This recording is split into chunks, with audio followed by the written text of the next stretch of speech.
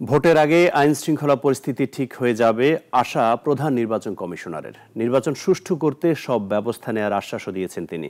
যারা নির্বাচন প্রতিহত করতে চায় তাদের বিরুদ্ধে ব্যবস্থা নেওয়ার কথাও জানান সিইসি নাসির উদ্দিন।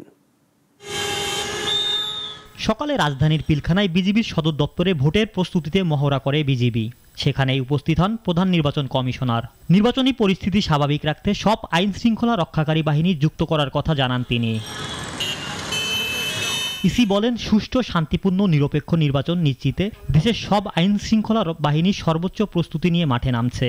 আমাদের প্রত্যেকটা আইন শৃঙ্খলা বাহিনী যে কমিটেড এবং তাদের যে একটা বলবো যে প্রস্তুতি এবং তারা যে একটা দায়বদ্ধতা জায়গা থেকে তারা যাতে সঠিক দায়িত্বটা সঠিকভাবে পালন করতে পারতে পারে সেজন্য তারা তাদের সদস্যদেরকে তারা তৈরি করছেন। প্রশিক্ষণ মহড়া নির্বাচনে আইন শৃঙ্খলা রক্ষাকারী বাহিনীর বিশাল প্রভাব রাখবে বলে জানিয়ে প্রধান নির্বাচন কমিশনার বলেন, আইন শৃঙ্খলা রক্ষাকারী বাহিনীর প্রস্তুতি নিচ্ছে ভোটের জন্য। 5ই আগস্ট 24-এ দেখেছেন কি অবস্থা ছিল, আর এখনকার অবস্থা দেখেন তুলনা করে। আপনি তো সেফলি ঘুমাইতে পারছেন, সেফলি আসতে পারছেন তো, এখানে পথে তো কোনো অসুবিধা আপনার হয় নাই। তো সুতরাং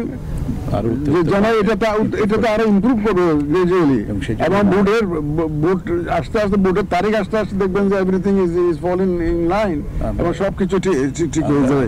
সুষ্ঠু ভোট আয়োজনে সবার সহযোগিতা চান ইসি। সব আইন শৃঙ্খলা রক্ষাকারী বাহিনী, সাংবাদিকও প্রায় 13 কোটি ভোটার মিলে জাতিকে সুষ্ঠু, সুন্দর ও নিরপেক্ষ নির্বাচন উপহার দেওয়ার আশ্বাস দেন তিনি। ইমরান শেখ, নাগরিক, ঢাকা।